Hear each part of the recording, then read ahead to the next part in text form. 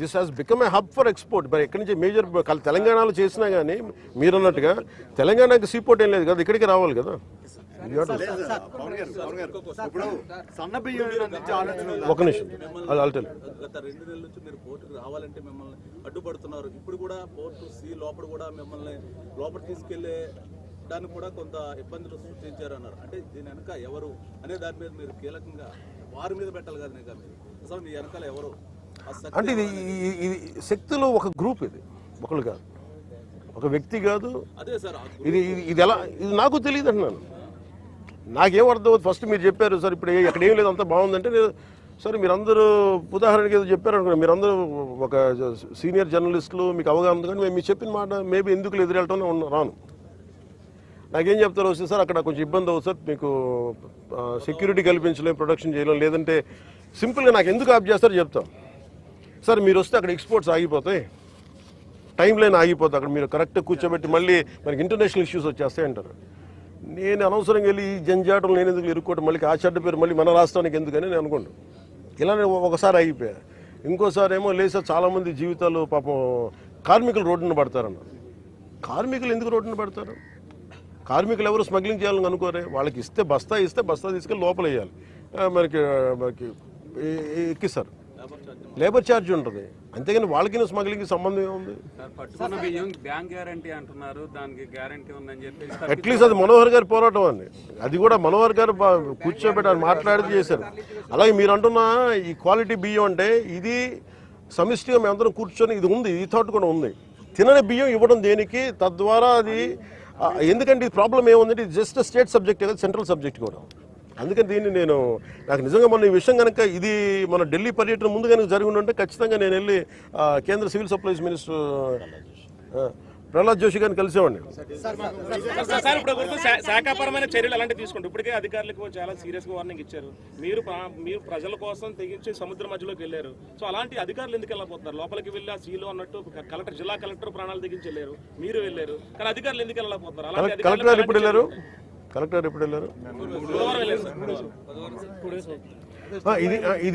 ఇది ఏమైపోతుందంటే ఇది చాలా డీప్ నెట్వర్క్. అది వదిలే పెద్ద మీకు ఎలా ఉంటుంది, ఎవరు బెదిరించరు, ఎవరు అది మీరు అర్థం చేస్తారు.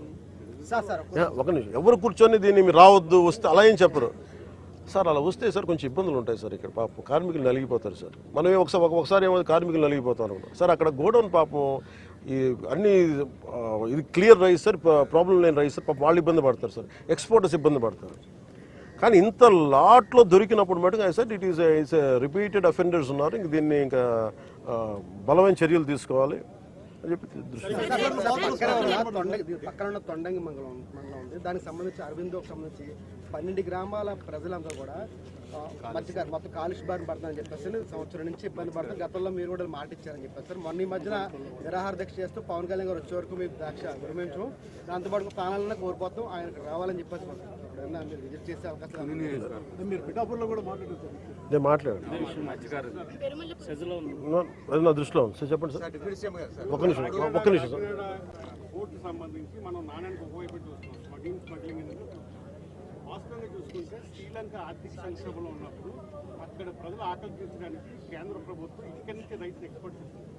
ఆ రైస్ ఎక్స్పోర్ట్ కూడా పయ్యావుల కేశవ్ గారు విజయంగా స్వయంగా ఇక్కడి నుంచి ఎక్స్పోర్ట్ చేశారు. కొన్ని లక్షల మెట్రిక్ టన్నులు ఫ్రీగా కాకినాడ పోర్టు నుంచే వెళ్ళింది. కరోనా సమయంలో కూడా అత్యధికంగా అన్ని పోర్టులు మూతపడినప్పుడు కూడా కాకినాడ పోర్టు నుంచి ఎక్స్పోర్ట్ అయ్యింది. సరే 10,000 మంది కార్మికులు ఆధారపడి ఉన్నారు. ఇప్పుడు ఈ రేషన్ మాఫియా మనకు తెలిసినప్పుడు ఎవరైతే 16 మంది ఉన్నారో దాంట్లో ఇంటర్నేషనల్ కంపెనీస్ ఇవన్నీ కూడా ఇది చాలా ఇంట్రికేట్. అందుకనే కదా ఇప్పుడు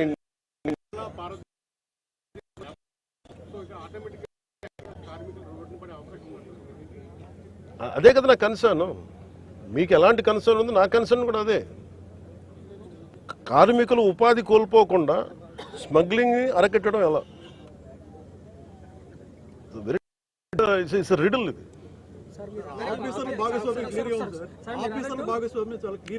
చాలా స్పష్టంగా ఉంది. అది ఎవరు చేస్తాయనేది మనకి సిఐడి ద్వారా ఉండాలా, సిబిఐ ఉండాలా, లేదా ఎలా ఉండాలనేది మీరు చెప్పండి సార్. ప్రభుత్వంలో కీలకమైన పదవిలో ఉన్నారు, ప్రభుత్వంలో ప్రధాన పాత్ర పోషిస్తున్నారు. ప్రెస్ మీట్ స్టార్ట్ చేసిన కాడి నుంచి కూడా ఇది నా చేతిలో లేదు, నన్ను ఎదవలేదు, దాని చుట్టూ తిప్పుతున్నారు అంటే అన్ని లీగల్ గుండు కూడా మీరే చేయకపోయినట్టయితే పరిస్థితి ఏంటి ఇక్కడ?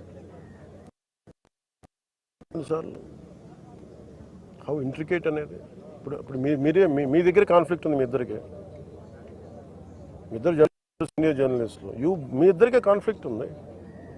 ఆయన 10,000 మంది కార్మికులు ఉంటున్నారు, ఇంత బాధ్యతలు మీరు చేయగలిగే స్థాయిలోనే మీరేం చేయట్లేదు అంటా ఉన్నారు. అలాగే దిస్ ఇస్ ద కాన్ఫ్లిక్ట్. ఇది ప్రజలకి నేను పెట్టుకుంది ఏంటంటే నా నిస్సహాయత నేను వ్యక్తం చేయట్లా, నాకున్న సిచ్యువేషన్ నేను చెప్తున్నా. ఎందుకంటే మీరు కూర్చోబెట్టి ఒక నిర్ణయం, ఇదేమో leadership is all about taking a decision, taking the right decision. తక్కువ ఇంపాక్ట్ తోటి ఎక్కువ లాభం జరిగేలా చూడటం.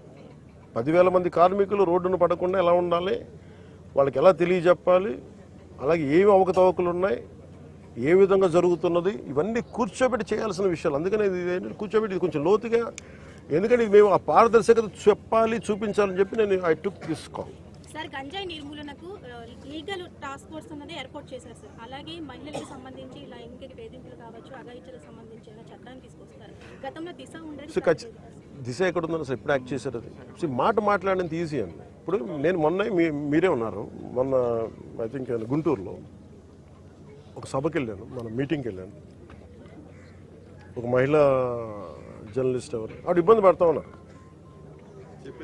మీకు చెప్పాను. నేను తీసుకొచ్చాను, మీ పక్కన రండి మేడం అని పక్కన లాగితే ఆ basic concern even as a society మనందరికీ కూడా ఉండాలి కదా. ఇప్పుడు సొసైటీ ఏమైపోయింది, not just about policing, not about good app, not about security cameras, also about people. మీరు ఒక అమ్మాయిని ఏడిపిస్తూ ఉంటే లేదని జరుగుతూ ఉంటే వీడియోలు తీసి చూపిస్తున్నారు, షూట్ చేస్తున్నారు. షూట్ చేసి సోషల్ మీడియాలో పెడుతున్నారు, కానీ ఎవరికి బేసిక్ సెన్స్ ఏమి ఉండాలి, వెళ్ళి వాళ్ళని ఆపి 4 తన్ని ఆపాలి, ఆ మైండ్ సెట్ లేదు. It's also people.